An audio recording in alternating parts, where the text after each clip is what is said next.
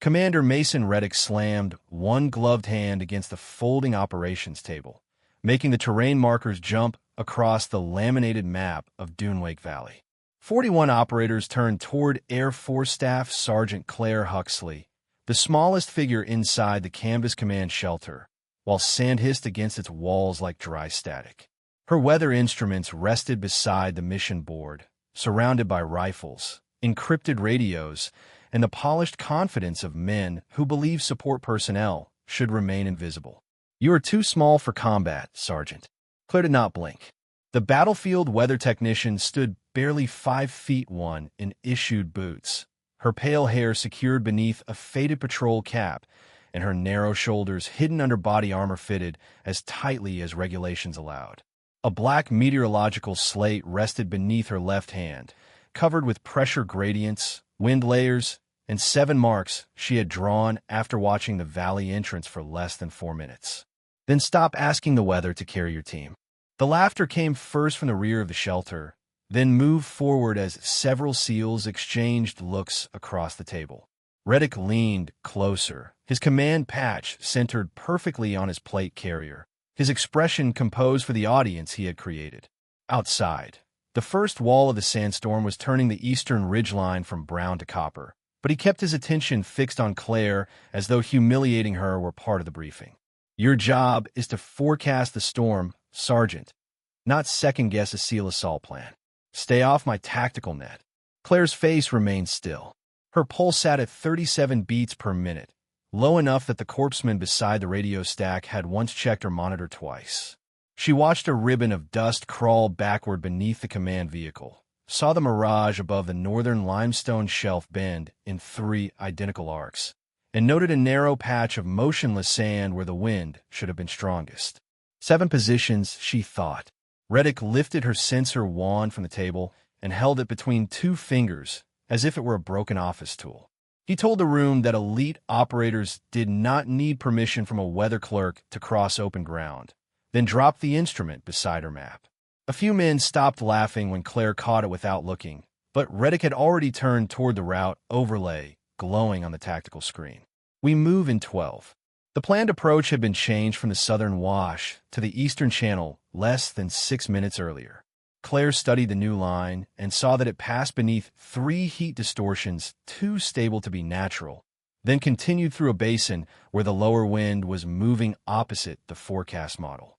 Someone had cleaned the danger from the digital picture. The forecast overwrite bore Reddick's credential and appeared 43 seconds after an outbound relay event Claire could not yet identify. The route change followed 71 seconds later, but the valley itself had not received the order. "That route is false." Reddick slowly faced her again.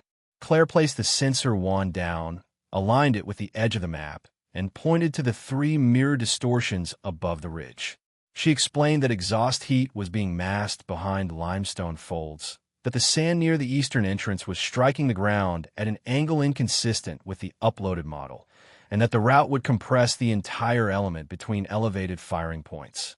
"You are describing ghosts in the air." Claire met his stare without anger. She did not mention the years missing from her personnel file, the rifle qualifications sealed behind compartmented access, or the operational name dry glass that no one in the shelter had clearance to hear. She only shifted 1 marker 19 degrees south and drew a narrow line through the storm front. "This is the living route." Reddick swept the marker away. He ordered the drivers to follow the revised eastern channel, told the snipers to ignore weather-based hesitation, and warned Claire that another interruption would remove her from the tactical network. The operators began checking magazines and fastening helmets while the storm swallowed the far end of the runway.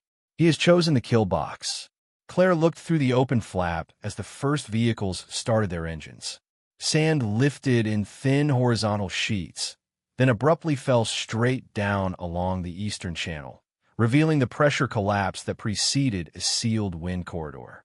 She pressed 1 finger against the 7 marks on her slate and watched Reddick lead 41 men toward them. "That route does not cross the storm," she said. "It enters an ambush."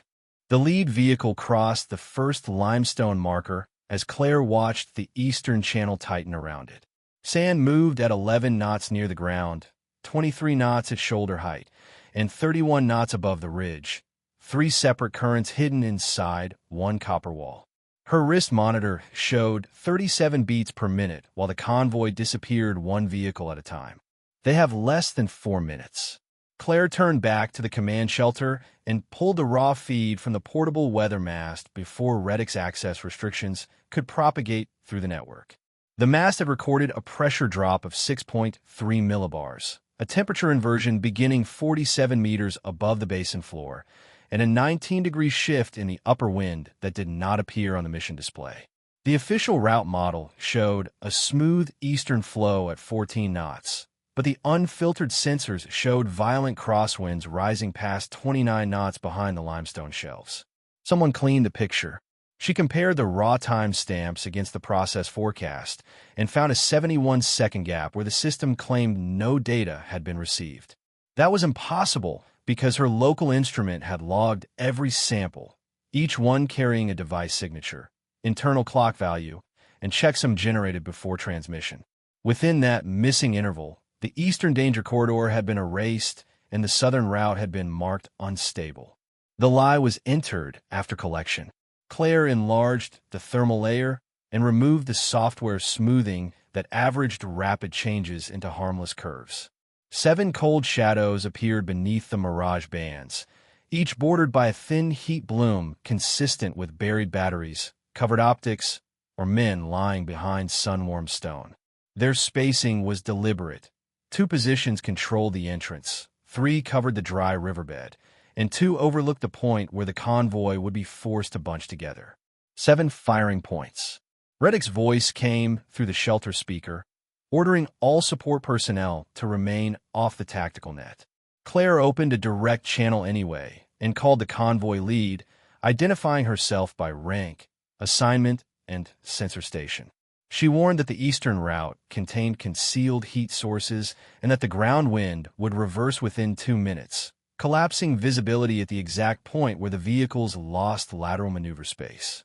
Abort the eastern channel. Reddick cut into the transmission before the convoy leader could answer. He told Claire she was confusing atmospheric distortion with hostile activity and accused her of interfering with an active special operations movement.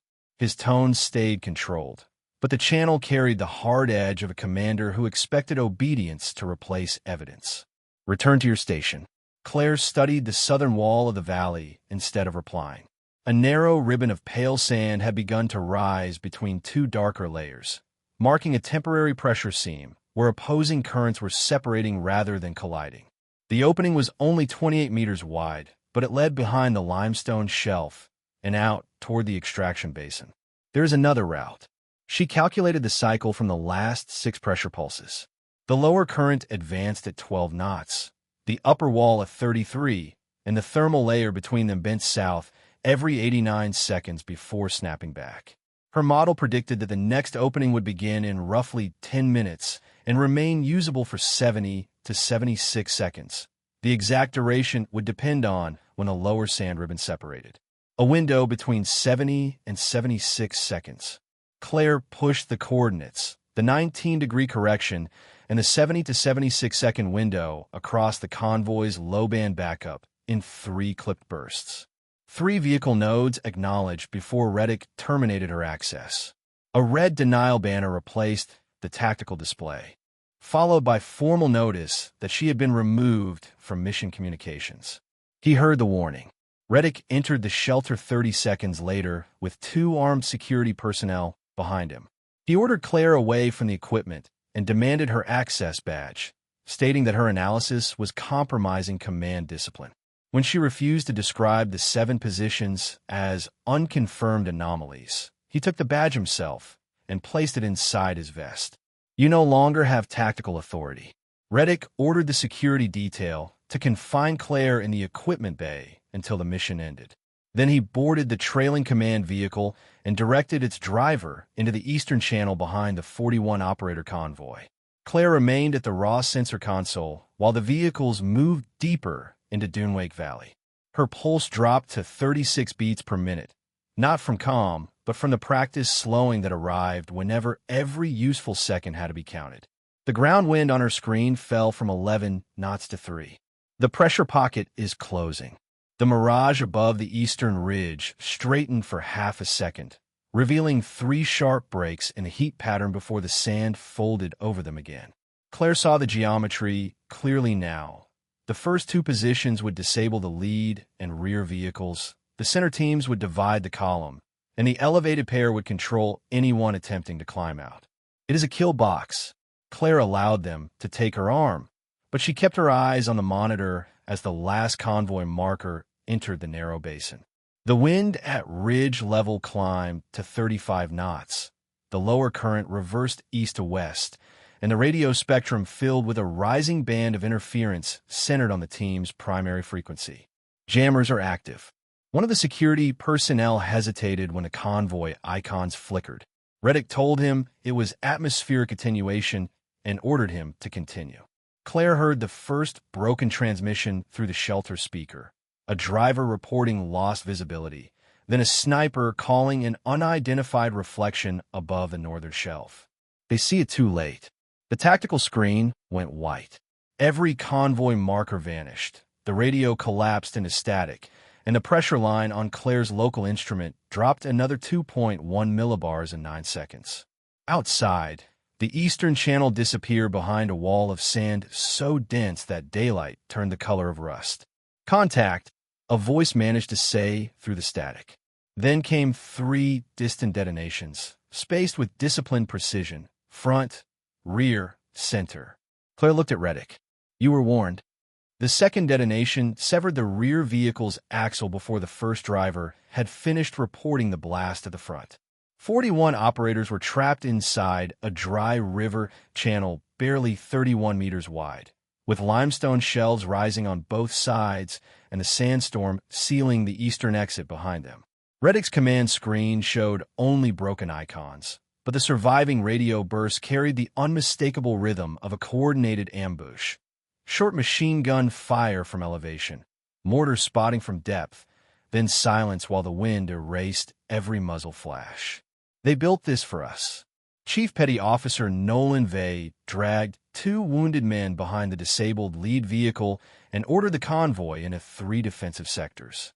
The ground wind had climbed from 3 knots to 17, while the upper layer crossed the basin at 37 knots from the opposite direction, creating a shear band that folded dust over the ridge in waves.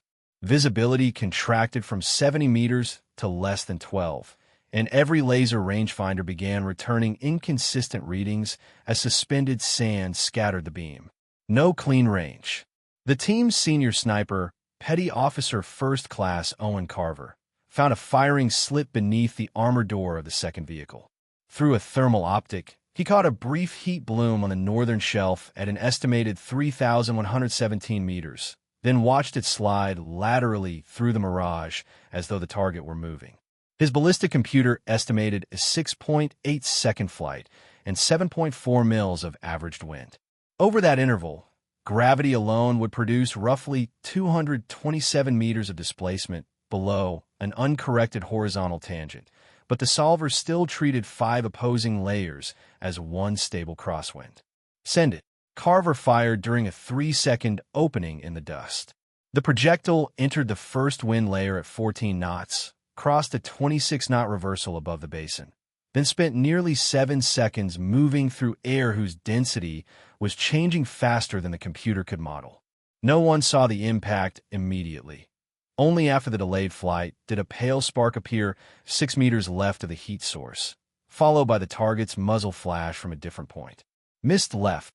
A second sniper, Senior Chief Lucas Dane, took the rifle and recalculated from the observed strike.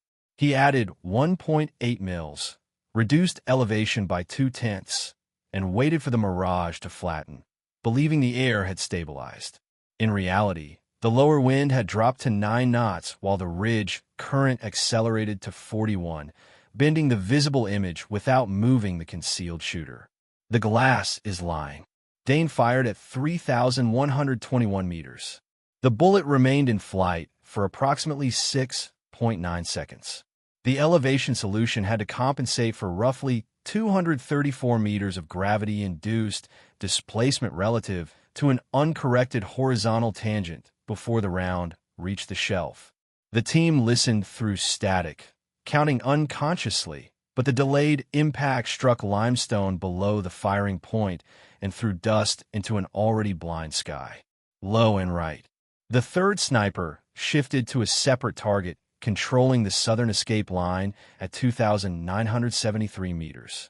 His weather meter read 18 knots beside the vehicle, yet the sand above the target streamed nearly horizontal at 34, and the thermal distortion curved upward in a way that displaced the apparent silhouette by several body widths. He fired twice, spacing the shots 12 seconds apart, and both rounds spent more than 6 seconds crossing the valley before vanishing into the storm without neutralizing the position. Nothing is holding still. Reddick began issuing orders through the intermittent command relay. He told Sector 1 to push east, then reversed himself when the lead element reported the route blocked by burning debris. He ordered the rear team west, then demanded they regroup in the center after mortar rounds walked closer to the disabled vehicle. His voice grew sharper with each correction, but the terrain obeyed. Pressure and geometry, not rank. He has lost the map.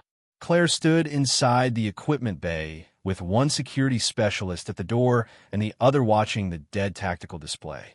Her wrist monitor showed 36 beats per minute. She tracked the battle without direct video by listening to the gaps between radio bursts, measuring the tremor of each explosion through the metal floor, and watching the local pressure graph form the same repeating pattern she had marked before the convoy entered the valley. The southern seam will open once. The next pressure separation would begin in 8 minutes, 47 seconds. It would create a corridor less than 30 meters wide behind the lower limestone shelf, but only if the team could silence the jammer and 2 elevated firing points before the projected pressure seam opened. Claire requested restoration of her network access. Reddick denied it and ordered the security detail to keep her confined. No, she removed the battery from her weather mast, connected it to a hardened handheld sensor, and walked toward the door. The younger security specialist stepped in her path, then looked at the casualty symbols flickering back onto the display. Claire told him that 41 Americans were inside a design kill zone, and that every minute of obedience was giving the ambush more time to close. Choose the mission. He moved aside. Claire crossed the staging area alone as the storm struck the base perimeter with 39-knot gusts. She stayed along the leeward side of the limestone berm, where sand moved in thin sheets instead of blinding clouds, and used pressure changes against her face to identify each hidden turn. Her pulse rose to 39 beats per minute during the run, then settled to 36 as she entered the firing cycle, and distant gunfire arrived seconds after the flashes that produced it. Sound is late. The wind is honest. Inside the valley, Carver attempted another shot at the jammer, now estimated at 3,859 meters. The computer predicted an 8.7-second flight. Over that interval, gravity alone would displace the round roughly 371 meters below an uncorrected horizontal tangent, while the layered wind solution changed 3 times before Carver finished settling behind the rifle. He fired anyway, and the team waited through the long delay while the projectile crossed the basin. 8 seconds passed, then 9. A faint strike appeared on the limestone face nearly 11 meters from the equipment housing, and the jammer continued transmitting. Still active, the hostile positions tightened their fire. A mortar round landed behind Sector 2, showering the medics with stone fragments, while a machine gun on the northern shelf forced the rear element away from its only covered approach. The best shooters in the formation had fired 5 long-range rounds and achieved no confirmed effect. We are running out of ground. Claire reached the outer wash and found the first wounded operator crawling toward a shallow depression. She pulled him behind cover, confirmed his tourniquet, and shifted his handset to the convoy's low-band line-of-sight backup, outside the jammer's strongest lobe. She transmitted 3 clipped bursts, Southern Corridor. 7 minutes. Stand by. Reddick broke into the channel and ordered every operator to disregard her. Claire ignored him, moved deeper along the pressure seam, and reached the disabled second vehicle as another sand wall rolled over the basin. Carver lay beside the rear tire with blood darkening one sleeve, his long-range rifle still pointed toward the invisible northern shelf. "WeatherTech," he said. Claire looked through the optic, then at the sand, striking the vehicle in 3 different directions. The jammer remained 3,859 meters away. The ridge wind had risen to 43 knots, and the projected bullet flight would last nearly 9 seconds through 5 moving layers of air. Her pulse settled at 36 beats per minute. "Give me the rifle." Carver released the rifle and gave her the confirmed 0, ammunition lot, muzzle velocity card, optic height, and last cold bore deviation. Claire verified the elevation turret, cant, and suppressor lock before settling behind the disabled vehicle and ignoring Reddick's order to put the weapon down. The target was 3,859 meters away. The ground wind was moving west at 17 knots. The middle layer was cutting east at 29, and the ridge current was tearing south at 43 knots. Her wrist monitor read 36 beats per minute. 5 wins, 1 answer. She did not trust the laser alone because airborne sand had already produced false returns. Instead, she compared the known height of the limestone shelf with the apparent size of the jammer housing, corrected for the mirage stretching the image upward, and confirmed the range against the vehicle's inertial map. The rifle's solver returned an 8.7-second flight. Gravity alone meant roughly 371 meters of vertical displacement relative to an uncorrected horizontal tangent, while the wind model still treated the valley as one moving body of air. Claire saw 5 separate layers. The computer averages what the bullet must survive. She watched the sand nearest the muzzle crawl left, the higher streamers bend right, and the mirage above the jammer bow south before snapping back toward center. The bullet would climb through the first 2 layers, cross the strongest reversal near the top of its arc, then descend through thinner air behind the ridge. At the northwestern firing azimuth, Coriolis produced a small lateral correction rather than a dominant vertical one, while right-hand spin drift continued building beyond the projectile's apex. Coriolis is small. Small is not 0.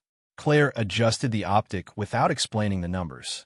She accounted for the difference between muzzle temperature and ambient air, the reduced density inside the storm front, and the vertical component of the ridge wind.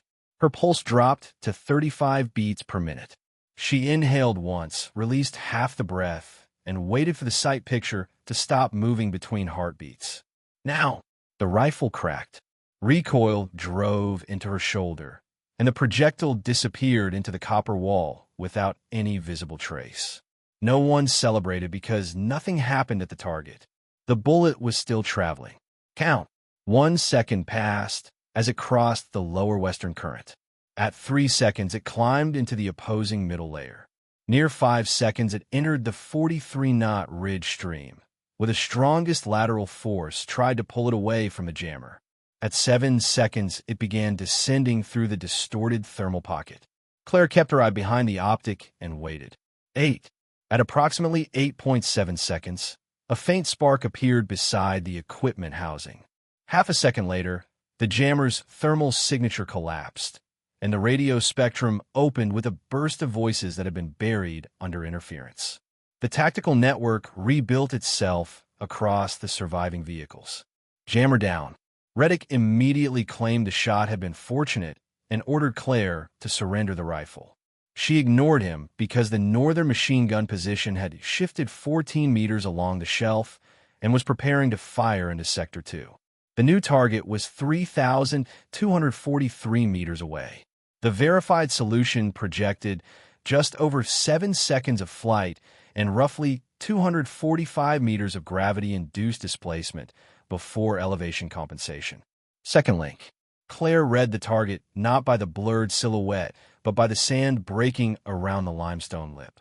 A narrow stream of particles vanished where the weapon team had placed its shield, while the mirage curved around the warm barrel in a repeating pulse.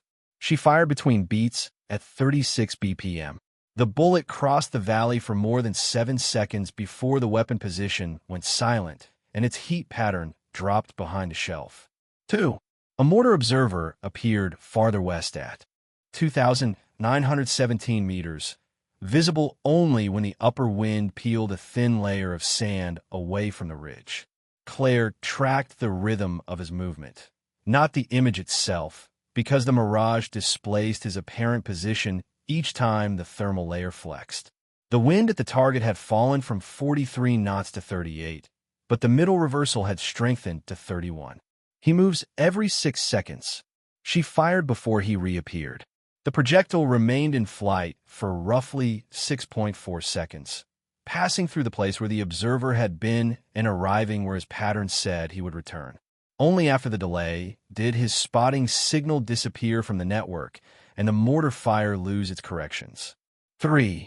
The southern exit remained blocked by 2 firing points separated by 287 meters of broken rock. One was 2,681 meters from Claire, the other 2,743, and both were using the storm to alternate fire, so neither exposed itself for more than 2 seconds. Claire watched the dust impacts, measured the interval between bursts, and recognized a coordinated cycle of 11 seconds. They share one clock. She fired at the first position, shifted the rifle before impact, and began building the second solution while the initial bullet was still crossing the basin. 6 seconds later, the first position stopped firing. Claire released the next shot during the silence, and after another delayed flight, the second muzzle flash vanished behind a burst of limestone dust. South is opening. The operators around her had stopped questioning why a weather technician handled the rifle like a system she had known for years. Carver watched her work with his wounded arm pressed against his vest, then looked at the sealed portions of her demeanor he had mistaken for weakness. "Who are you?" Claire checked the pressure seam instead of answering. The southern wind had dropped to 8 knots. The upper wall remained above 40, and the pale ribbon between them had widened to 26 meters. The pressure seam would begin opening in 41 seconds, but its usable duration would not be known until the lower sand ribbon separated. "Get everyone ready." Reddick countermanded her and ordered the team to hold position for an aircraft extraction. Claire looked upward, where sand was moving fast enough to make a safe approach impossible, then keyed the emergency channel. She transmitted the route, the 19-degree turn, and the exact start time to all 41 operators. "Aircraft cannot enter this."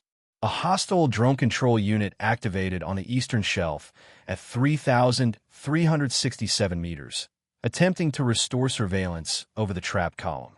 Its antenna appeared only as a brief straight line inside the distorted heat, but Claire saw the wake it created in the sand before the optic resolved the hardware itself. Her pulse held at 35 beats per minute. Last eye, she fired.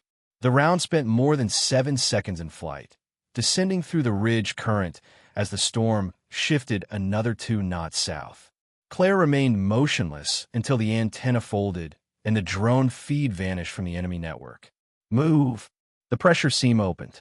Sand that had been colliding in a solid wall separated into 2 streaming curtains, revealing a narrow path behind the southern limestone shelf.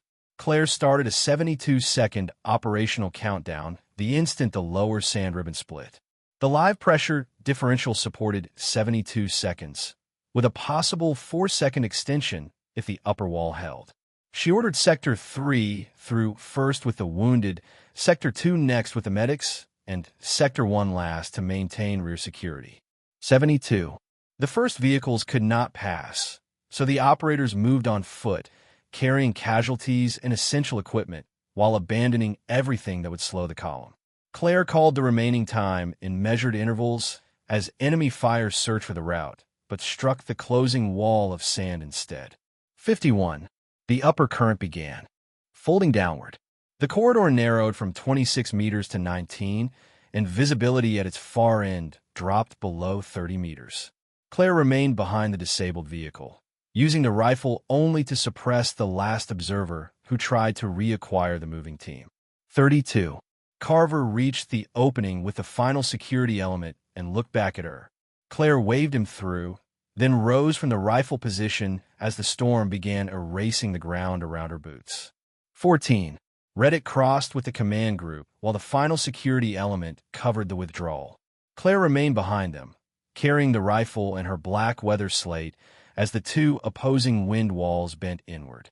Her wrist monitor showed 37 beats per minute. 7. The 41st operator cleared the limestone shelf at the 73rd second.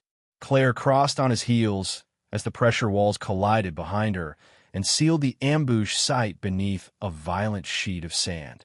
For several moments, no one spoke. Then Carver looked at the silent ridge, the dead jammer, and the 41 surviving members of the team. "How did you make those shots?"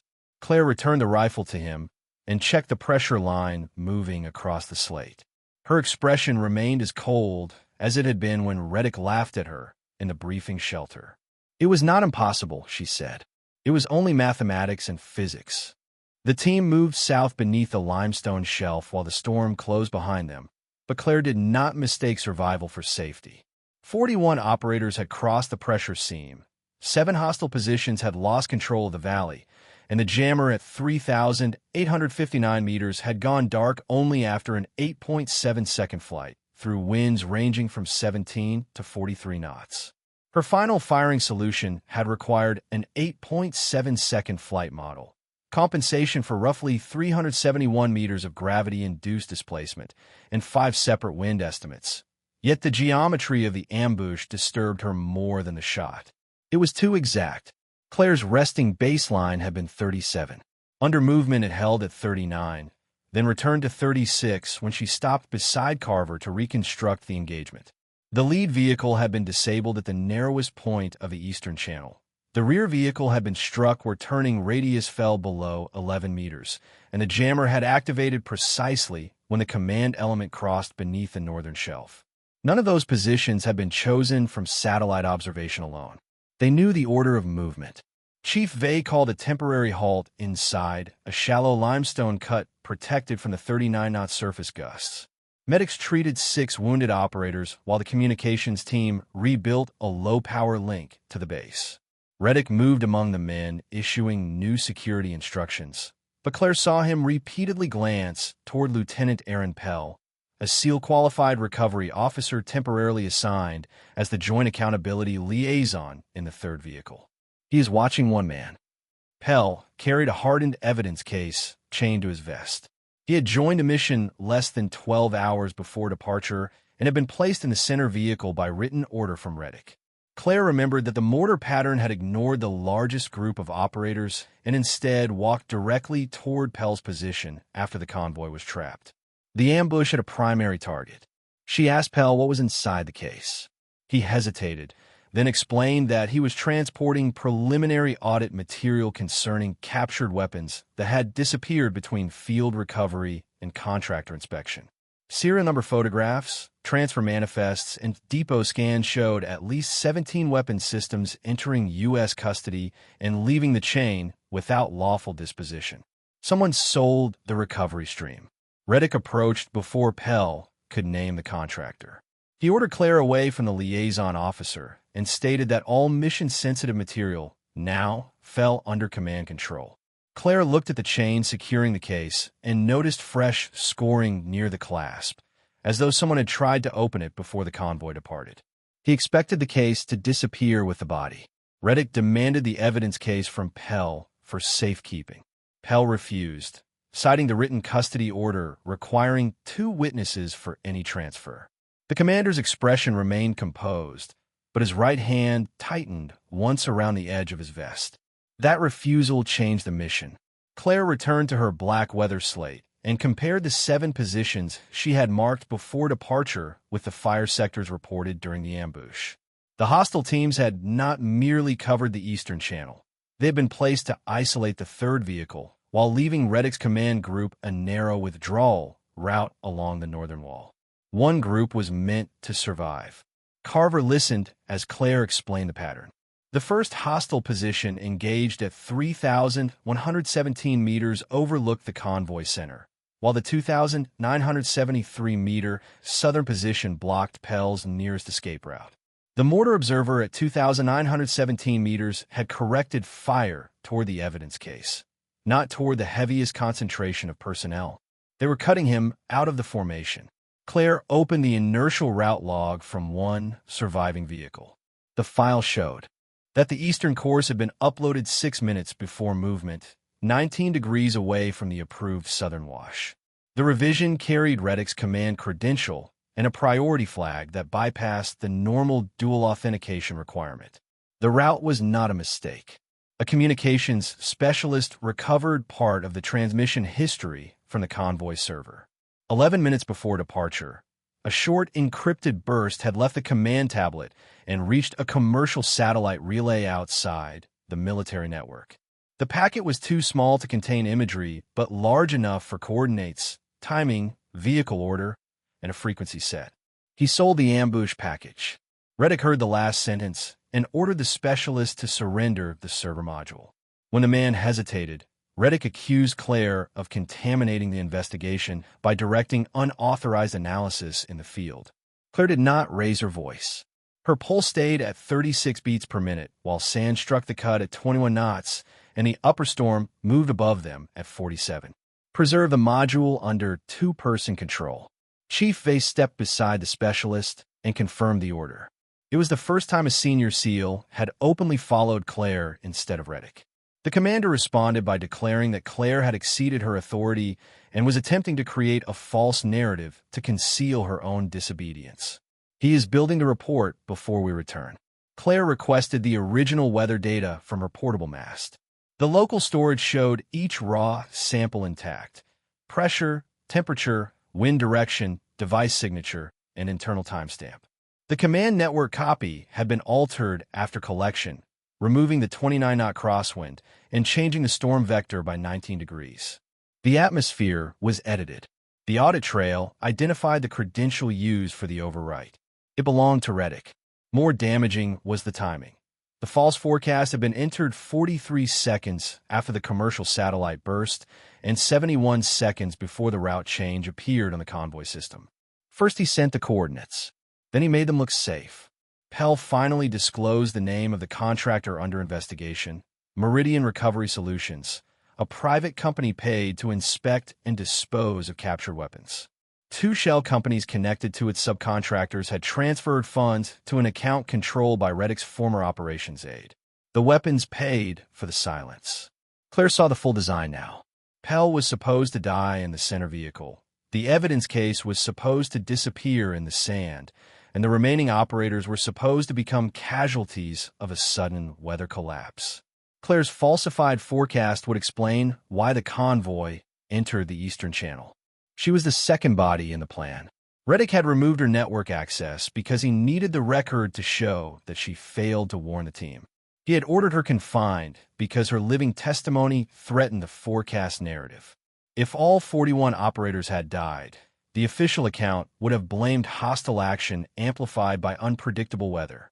The storm was his witness. A brief thermal flicker appeared on a distant ridge behind the retreating team. Carver measured it at 2,587 meters, but Claire saw the sand moving cleanly through the image and recognized no solid position beneath it.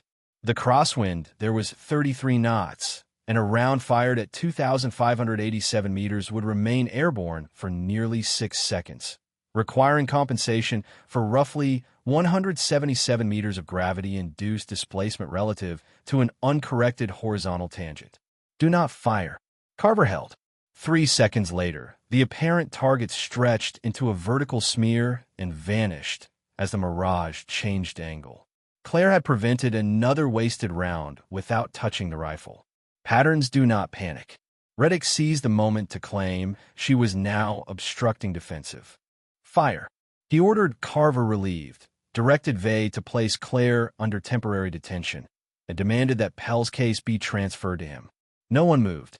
The command is fractured.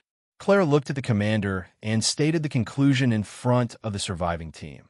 The enemy had possessed their exact route, movement time, vehicle sequence, emergency frequencies, and the identity of the officer carrying the audit file. Only one person had authorized all 5 elements. You did not lead us into an ambush, she said. You delivered us. Reddick's face remained still for 1 second too long. Then he drew himself upright and invoked operational security, ordering all discussion terminated until formal debrief. He transmitted an immediate report to base, accusing Claire of unauthorized weapons use, interference with command communications, manipulation of meteorological data, and conduct endangering the force. He has chosen the courtroom. The extraction aircraft could not enter until the upper wind fell below 35 knots. So the team continued on foot toward a secondary landing zone 4.3 kilometers south. Claire walked beside Pell, while Vey carried the server module and Carver guarded the evidence case. Reddick remained ahead with the command group, speaking quietly into an encrypted handset. He is trying to close the chain. Claire's wrist monitor showed 37 beats per minute. She looked back toward Dunewake Valley, where the storm had already erased tire tracks, spent casings, and the narrow corridor that saved 41 lives. It could erase the battlefield, but not the synchronized timestamp stored in 3 independent systems. Sand destroys footprints, she said. It does not destroy sequence. When the aircraft finally arrived, Reddick ordered Claire's rifle removed, her access devices confiscated, and her seat separated from the operators she had rescued. 2 security personnel waited at the ramp with instructions to place her under administrative restraint upon landing. Claire surrendered the weapon without resistance and kept the black weather slate against her chest. He thinks the evidence is a confession. Reddick stopped beside her before boarding. He said no investigating officer would accept the word of a weather technician over the sworn report of a SEAL commander. Claire looked at Pell's case, Vey's server module, and the 41 men who had watched the valley prove her correct. Her pulse dropped to 36. They will not have to believe me, she said. They will only have to read the time.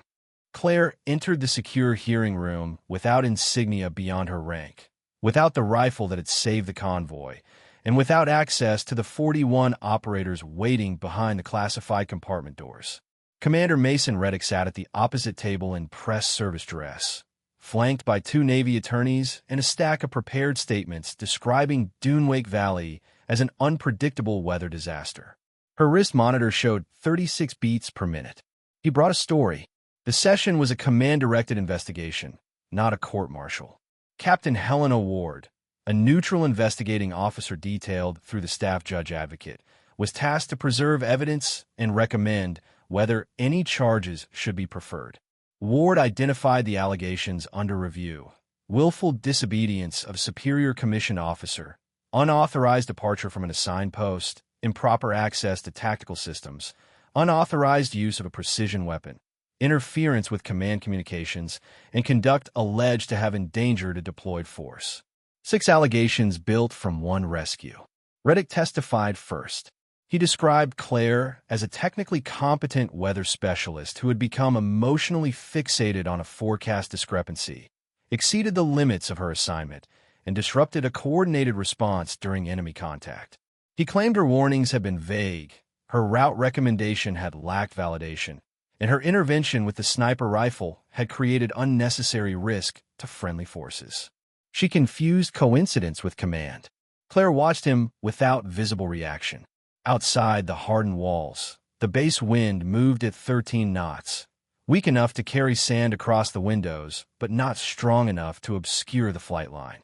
Inside, the air conditioning vent above Reddick's table pushed a narrow paper tab repeatedly toward his right hand, and each time the JAG officer mentioned the raw weather file, his fingers closed over it. The pattern remains. Reddick's counsel displayed the first long-range miss made by the SEAL sniper team, and then the shot Claire had fired at the jammer. The presentation reduced both events to red dots on a flat map, omitting the vertical wind layers, the changing air density, and the delayed flight time. Reddick stated that no responsible marksman could guarantee a first-round effect at 3,859 meters during a sandstorm. Therefore, he said, it had to be luck. Captain Ward turned to Claire. Was it? Claire requested permission to stand beside the digital terrain display. She entered the verified range of 3,859 meters, the 17-knot surface wind, the 29-knot opposing middle current, and the 43-knot ridge flow documented by her local sensor before its network privileges were revoked. She added the density change inside the storm front, the vertical component created by the limestone shelf, in an 8.7-second trajectory, requiring compensation for roughly 371 meters of gravity-induced displacement relative to an uncorrected horizontal tangent. The bullet required approximately 8.7 seconds to arrive. The room became still. Claire explained that the standard firing computer had averaged multiple currents into one crosswind, producing a solution that was mathematically clean and physically false. The bullet had climbed through the 17-knot layer, crossed the 29-knot reversal, entered the 43-knot stream near the top of its arc, and descended through a thinner thermal pocket behind a ridge. Spin drift and Coriolis had remained smaller than the wind error, but neither had been zero over nearly 4 kilometers. I did not fire at the image. Captain Ward asked what she had fired at. Claire answered that she had read the direction of sand near the muzzle, the bowing of the mirage above the equipment housing, and the interruption in particle flow around the concealed jammer. Her heart rate had been 36 beats per minute when she broke the shot between cardiac impulses. Nothing had happened to the target immediately because the projectile was still traveling. Only after the 8.7-second flight had the jammer failed and communications returned. Distance creates delay, not uncertainty. Reddick's counsel objected that Claire's explanation could have been reconstructed after the mission. Captain Ward noted the challenge and asked whether any pre-mission record supported Claire's reconstruction. Claire looked toward the evidence table, where her black meteorological slate remained sealed inside a transparent custody sleeve. Yes, before the slate could be entered into the investigative record, Reddick invoked classification restrictions and argued that its markings contained operational terrain data requiring compartmented handling. His attorneys challenged the convoy server module's chain of custody, arguing that Chief Vey had removed it from an active system without Reddick's authorization. He was attacking the chain because he could not attack the time. Captain Ward permitted limited testimony from Chief Vey regarding preservation. Vey stated that he had placed the module under two-person control in the field, recorded the removal time, sealed it upon extraction, and transferred it directly to an NCIS evidence custodian.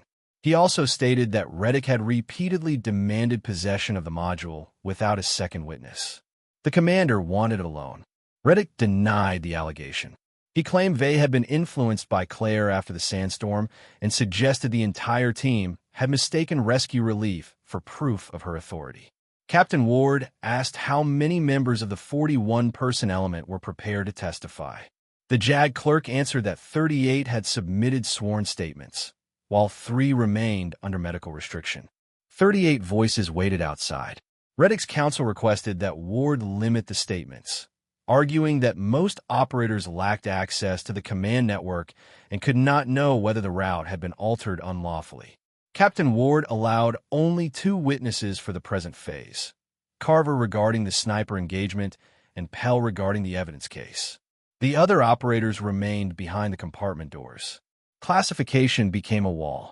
Carver testified that his own ballistic computer had produced unstable corrections at 3,859 meters because the wind values changed faster than the software could resolve them. His attempted round had remained in flight for nearly 9 seconds before striking limestone roughly 11 meters from the jammer. Claire had taken the same rifle, rejected the averaged wind solution, and achieved first-round effect after the expected delay. She did not guess faster than us, Carver said. She saw more than us. Reddick asked whether Carver had personally verified the jammer's destruction at the moment Claire fired.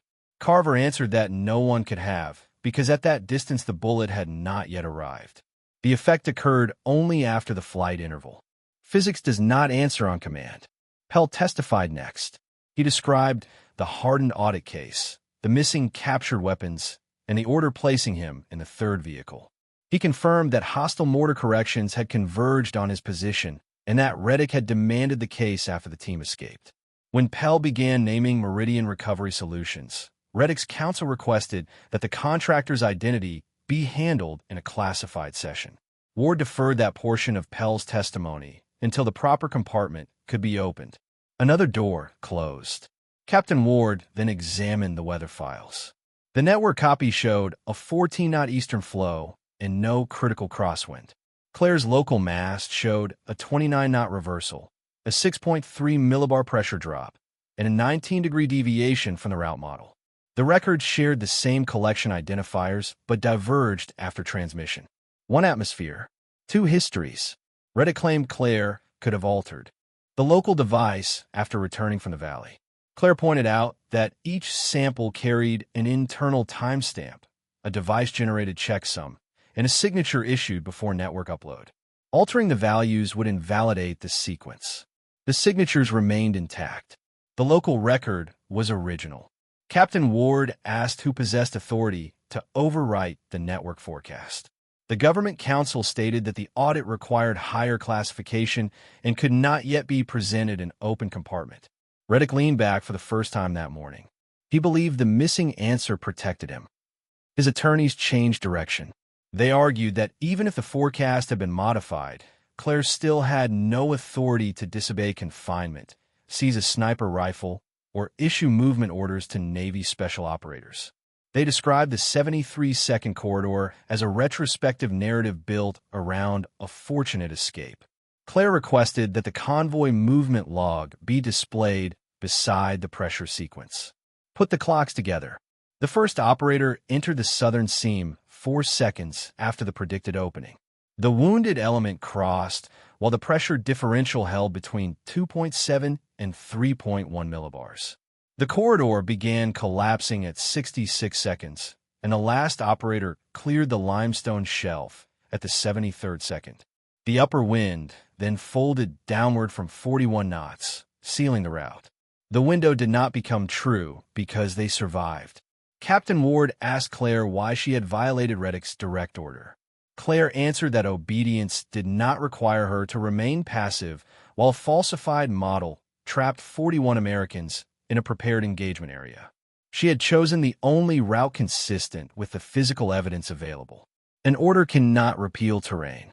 Reddick rose and accused her of turning the hearing into theater. He demanded that the investigating officer require Claire to identify any concealed recorder, satellite transmitter, private intelligence contact, or unauthorized device she had used to manufacture allegations against him. Captain Ward instructed Claire to answer directly. I carried none. Reddick's counsel asked whether Claire had stored information outside authorized systems or directed another operator to create an unofficial record. She answered no. The mast, convoy server, and sign slate had generated their own authenticated records before the ambush. Her pulse remained at 35 beats per minute. I did not need a recorder. Reddick smiled for the first time. He told Ward that without a recording, Claire possessed no direct evidence of his alleged coordination with hostile forces. The route change could be explained as command discretion, the commercial transmission as routine contractor traffic, and the weather discrepancy as equipment error. He mistook sound for proof. Claire asked permission to retrieve the black slate from evidence. Captain Ward hesitated, then ordered the custodian to place it on the display table without breaking the sleeve. The 7 hostile positions, the 19-degree southern correction, and a projected 70 to 76-second window were all marked in grease pencil. A pre-mission calibration witness had signed the lower edge of the slate 14 minutes before departure. The prediction existed before the ambush. Reddick's composure tightened. He argued that the marks still did not prove betrayal. Claire agreed. Not alone. Captain Ward asked what else existed. Claire looked toward the sealed server module, Pell's evidence case, and the restricted audit file the government counsel had refused to open. Sequence. At that moment, the hearing room security light changed from amber to red. The compartment doors locked automatically, and a Marine sentry entered to whisper to Captain Ward. Everyone at the table stood except Claire, who waited until formally instructed. Her monitor displayed 36 beats per minute. The authority level changed. The main door opened. General Elias Fenwick entered in 4-star service uniform, followed by a senior JAG counsel, 2 NCIS special agents, and an intelligence security officer carrying a black case marked for compartmented access. Fenwick did not look at Reddick first. He looked at Claire. Fenwick took no seat at the hearing table and offered no view on the merits. Through Special Access Counsel, he authorized authentication of Claire's compartmented assignment under a protective order. General Elias Fenwick placed one hand on the back of the empty chair beside Captain Ward but did not sit. The senior JAG counsel opened the black case, removed 3 sealed evidence packets, and connected a compartmented terminal to the hearing room display. Claire's wrist monitor held at 36 beats per minute, while every screen in the room changed from the investigation record to a synchronized timeline of Dunewake Valley. Sequence, Fenwick said. The first image showed Claire's black meteorological slate, photographed 14 minutes before departure by Technical Sergeant Mara Ellison, the calibration witness whose digital signature remained embedded in the original file. 7 grease pencil marks identified concealed heat disruptions along the eastern channel. A line angled 19 degrees south indicated the alternate route, and a box notation predicted a 70 to 76 second pressure window. The photograph had been stored on an independent maintenance server before Reddick ordered the convoy forward. The warning existed before the disaster. The next screen displayed the raw mass data beside the altered command network forecast. Claire's instrument had recorded a 17-knot surface current, a 29-knot opposing middle layer, a 43-knot ridge flow, and a 6.3 millibar pressure decline across the eastern basin. The network copy reduced those interacting layers to a harmless 14-knot easterly wind and removed the warning associated with the 19-degree shift. One atmosphere cannot produce 2 originals.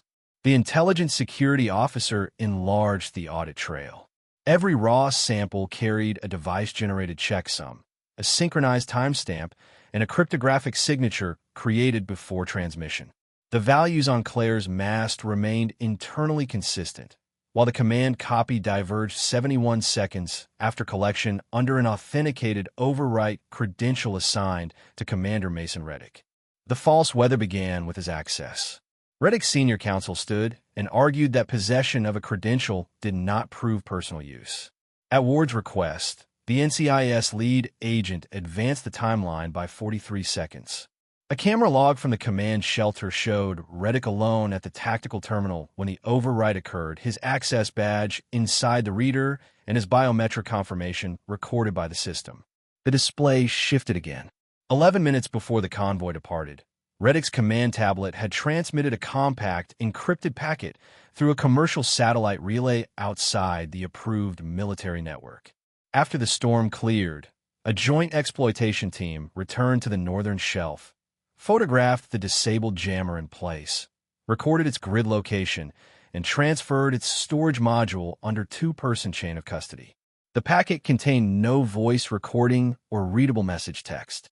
Although it had remained encrypted in transit, its payload hash matched the route package recovered from the jammer's storage module. Data does not need a voice to identify its path. The hostile coordinate bundle listed the eastern channel, the convoy's movement time, the vehicle sequence, the emergency frequency set, and a notation identifying the third vehicle as the evidence carrier. The route matched Reddick's unauthorized revision down to the 19-degree deviation from the approved southern wash. The frequency list matched the communications plan issued only to the commander and his designated signals authority. The ambush knew what only command knew. Lieutenant Pell's hardened case was opened under 2-person custody. Inside were photographs of 17 captured weapon systems, recovery tags, depot scans, and transfer manifests showing that each item had entered U.S. control before disappearing during inspection by Meridian Recovery Solutions. Banking records traced payments from 2 Meridian subcontractors to a shell company administered by Reddick's former operations aide. 3. Transfers had occurred within 24 hours of convoy route changes on earlier missions. Dunewake was not the first sale. Reddick rose and called the financial material speculative. Captain Ward ordered him to remain seated, and the senior JAG counsel introduced a warrant return from the commercial relay provider. The destination account used for the pre-mission packet had been paid through the same shell company receiving Meridian funds. The route and the money shared an owner. Claire said nothing. Her pulse dropped to 35 beats per minute while the room watched Reddick's account collapse 1 timestamp at a time. He had claimed the convoy entered the eastern channel because Claire failed to identify the storm hazard, yet her sign slate showed the hazard before departure. He He had claimed the route change was tactical discretion, yet the hostile force received the revised route before the convoy moved. His explanation arrived after his plan. Captain Ward requested the independent sniper engagement reconstruction, while Fenwick remained silent and the weapons analyst authenticated the model. The display rendered Dunewake Valley in 3 dimensions, placing Claire's firing position beside the disabled vehicle and the jammer 3,859 meters away on the northern shelf. The reconstruction showed the projectile's projected arc rising through the 17-knot surface layer, crossing the 29-knot reversal, entering the 43-knot ridge current, and descending through reduced density air behind the limestone face. 5 moving layers. The independent weapons analysis team confirmed an 8.7-second time of flight and roughly 371 meters of gravity-induced displacement relative to an uncorrected horizontal tangent before elevation compensation. The earlier round fired from the average computer solution had arrived after nearly 9 seconds and struck approximately 11 meters from the jammer. Claire's round had not produced an immediate effect because it was still traveling through the storm. Distance required patience. At 8.7 seconds, the jammer housing failed, the interference spectrum collapsed, and the convoy radios restored connectivity across 3 surviving vehicle nodes. The rifle's fire control log and the convoy spectrum recorder share the mission time standard. Investigators aligned the jammer's internal clock by comparing its interference onset with the spectrum recording. The 3 independent timelines converged within 0.2 of a second. The independent timelines converged. Carver looked across the room at Claire. Ward asked whether the shot alone proved Claire had been correct about the ambush. The independent weapons analyst answered that the shot proved only that Claire's environmental model had been accurate enough to solve a 3,859-meter engagement through winds ranging from 17 to 43 knots. The betrayal was proved by the access logs, relay records, financial trail, altered forecast, and hostile route package. Skills saved them. Evidence condemned him. Reddick's counsel requested time to review the classified material. Captain Ward granted a 15-minute recess, ordered access through cleared counsel, and resumed only after both sides had examined the authenticated record. The intelligence security officer inserted a second access key, and Claire's ordinary personnel file disappeared from the display. In its place appeared a special access dossier whose pages were covered by black redactions so extensive that only narrow fragments remained visible. Open what could be opened. The first page identified Staff Sergeant Claire Huxley as a battlefield environmental specialist assigned under an administrative cover billet. The next page listed advanced qualifications in extreme-range interdiction, denied sensor navigation, atmospheric pattern analysis, and isolated force recovery. Nearly 90% of the operational record remained blacked out. The clerk was the cover. A narrow line on the third page revealed 32 deployments under Joint Special Access Authority, though locations, units, and mission outcomes remained classified. Another fragment documented successful engagements conducted after electronic weather systems had failed or been deliberately compromised. The final unredacted field contained a single operational designation: dry glass. The word appeared in white against the black screen. Several operators behind the compartment doors had heard rumors of the name, usually attached to impossible recoveries where no official sniper had been present and no conventional weather model had survived. Claire did not look toward them. Names are less useful than conditions. General Fenwick explained that Claire had been placed with the task force because intelligence analysts suspected someone was manipulating route forecasts to expose recovery teams. Her mission had been observation, not command intervention, unless American lives faced an immediate and unlawful threat. Reddick's alteration of the Dunewake forecast had triggered that threshold. She did not break cover for pride. Ward asked why Claire's background had not been disclosed when the allegations were first submitted.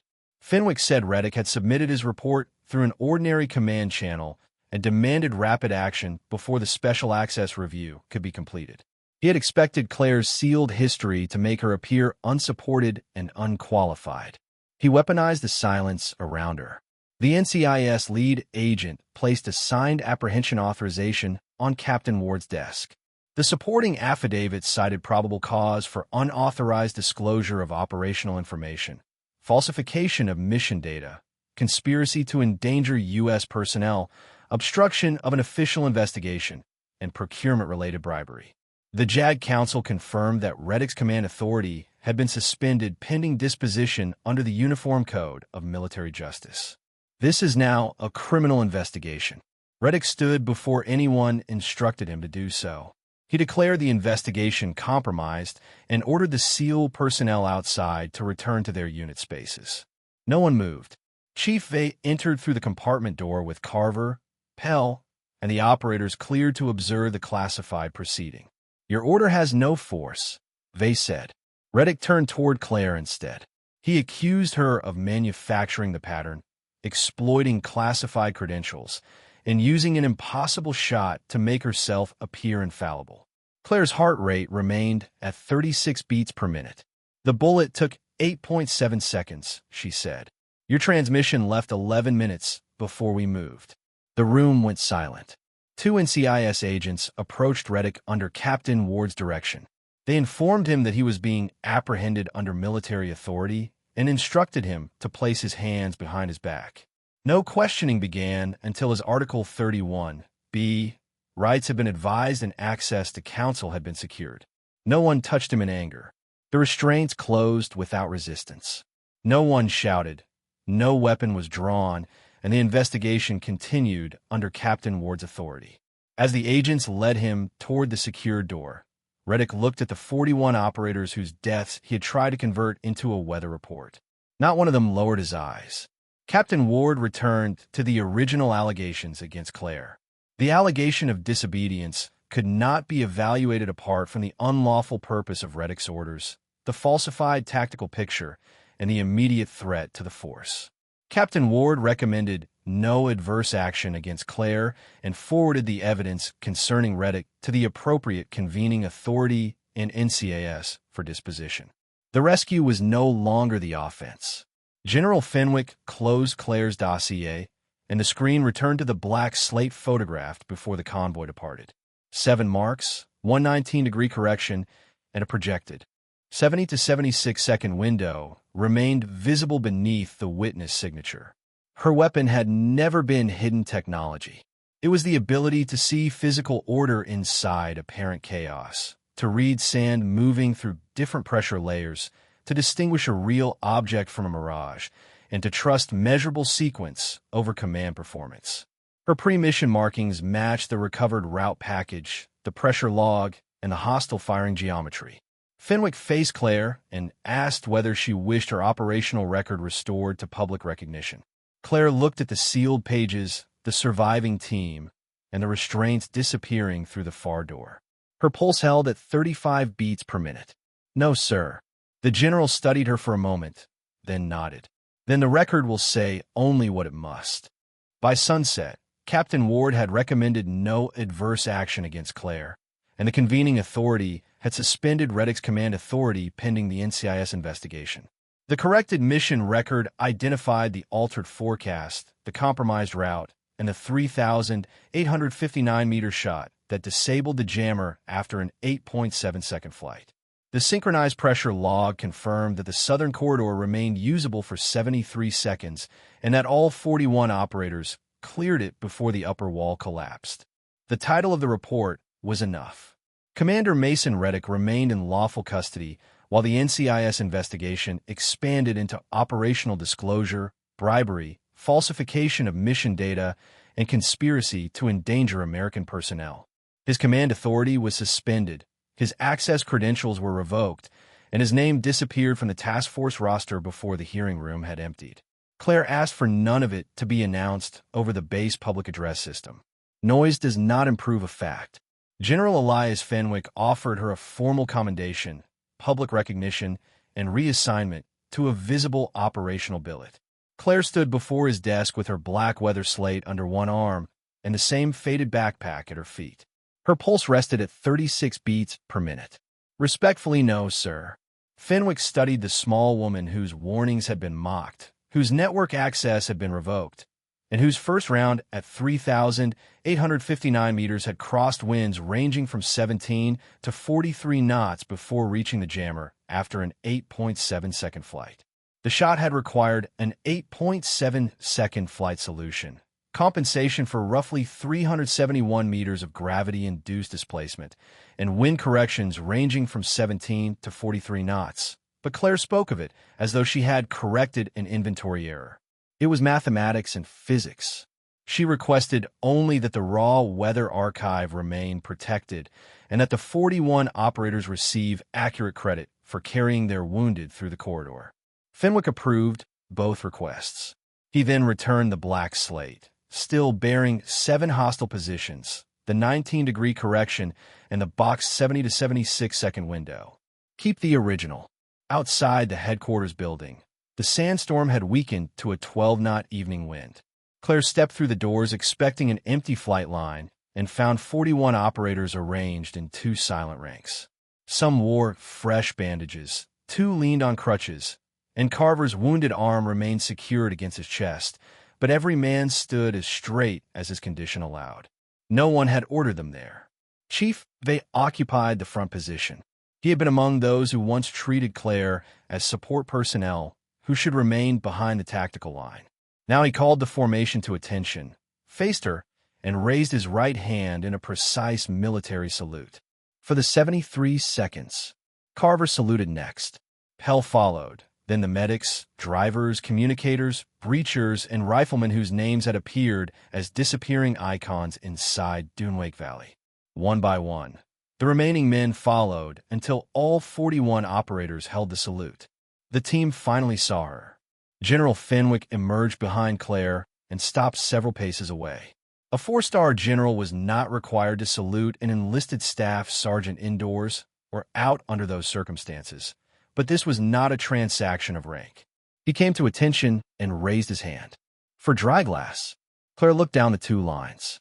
She remembered their laughter inside the briefing shelter, Reddick lifting her sensor wand as though it were a useless office tool, and the first vehicle entering the false eastern route. Her expression did not soften, but neither did it harden. They had learned what the storm already knew. She placed the backpack over one shoulder, secured the slate beneath its outer strap, and returned the salute once. No speech followed. No medal was pinned to her uniform. No cameras recorded the moment, and nearly 90% of her service history remained sealed behind black classification bars. That was how she preferred it. Claire lowered her hand and walked between the 2 ranks toward a transport aircraft waiting beyond the dim runway lights. No one broke formation. The 41 operators held their salutes while her small figure crossed the flight line, passed through the wash of moving sand, and disappeared into the darkness beneath the aircraft's wing. By the time the formation was dismissed, Staff Sergeant Claire Huxley was already gone, leaving behind only an accurate weather record, a 73-second route, and 41 living witnesses. If you respect the silent courage of these undercover heroes, please hit the like button and subscribe. This story is a fictional military narrative created for entertainment and educational purposes. Any resemblance to real events is purely coincidental.